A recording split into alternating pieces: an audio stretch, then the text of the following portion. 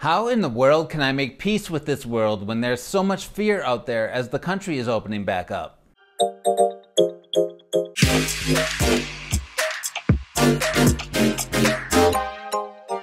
In this video, you'll learn about the fourth phase of prolonged isolation called the reunion phase as it relates to COVID times. You'll learn about the feelings associated with this phase, and lastly, I'll offer a tip on how to cope.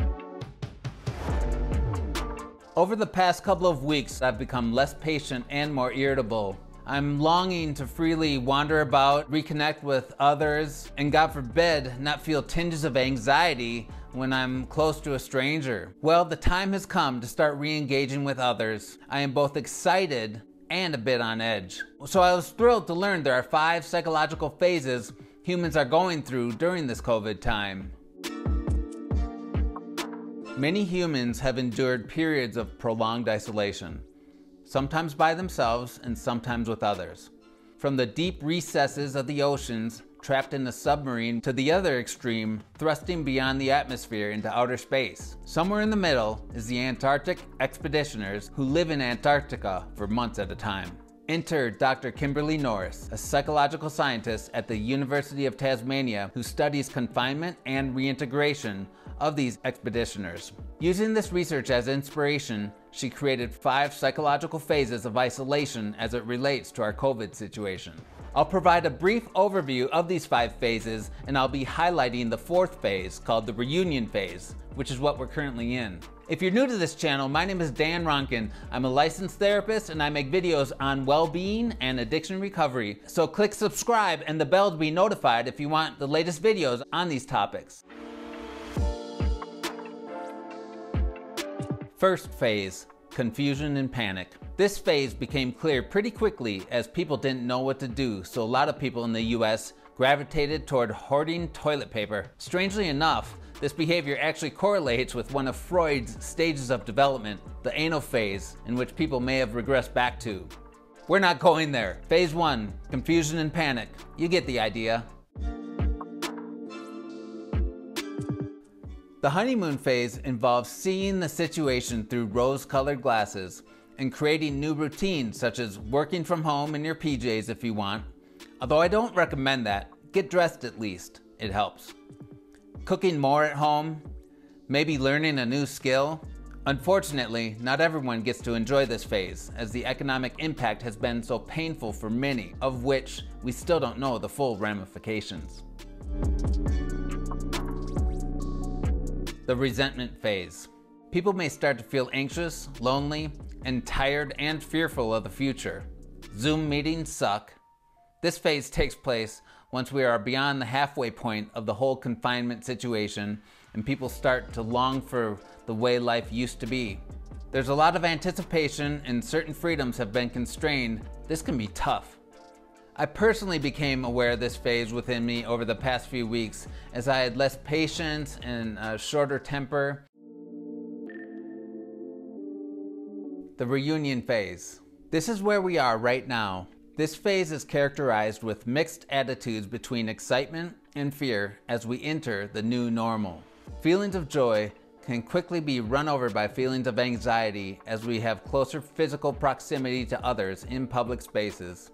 Dr. Norris describes it as a form of reverse culture shock, also known as re-entry syndrome. This means transitioning back to a former reality we once knew. However, for us, the reality we once knew will now look and feel different. How exactly? I have no idea. That said, there is some good news. Over half of the people who spent the entire winter in Antarctica said they would like to do it again. Granted, I know nobody voluntarily offered themselves up to experience the COVID times like the expeditioners did, yet the end results may be similar. The expeditioners stated they have a better understanding of their values and are more committed to acting on them. Dr. Norris also found that men are more prone to use social support after their experience and women have an increased trust in their own abilities. The entire population has dealt with the isolation measures in various ways. The consequence is that people have different frames of references as they start to reconnect with others. Some are more loose and some are more constrained. The fact is, both the world and us as individuals have changed. So during this reunion phase, experiencing a roller coaster of emotions is absolutely normal during this phase. Please be gentle with yourself. And give yourself a break if you have some poor interactions with other humans. And speaking of others, I have a quote.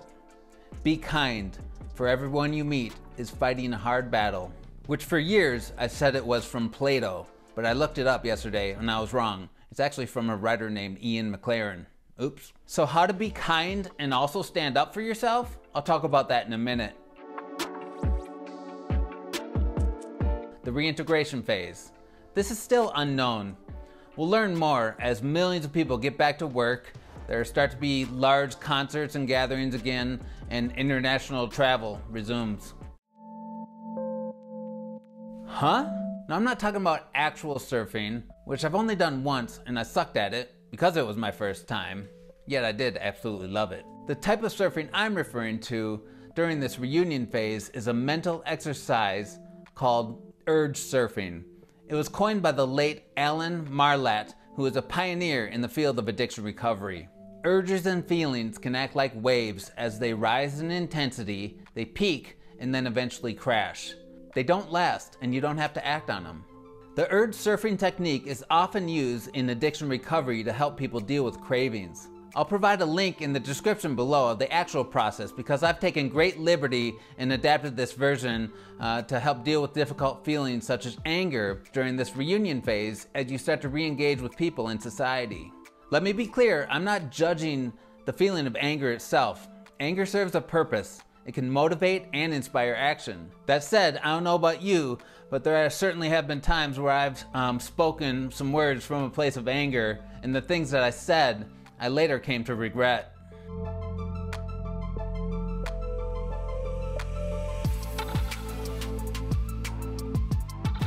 First, pause and take a single breath. Do this regardless of how it may be perceived by the other party. In fact, it may de-escalate the situation. Second, while exhaling, imagine the feeling or the urge to immediately react move through you and ride it like a wave. Third, the power to choose. Now that you have paused and didn't react impulsively, the next move, if any, will likely be clear. If you still feel like you need to voice something, go ahead. It's now likely you will not cause unnecessary problems that could leave you with an emotional hangover, meaning feeling like crap even though you didn't have a drop of alcohol, just a heated exchange with someone. That's it. Keep living, be respectful, we'll get through this.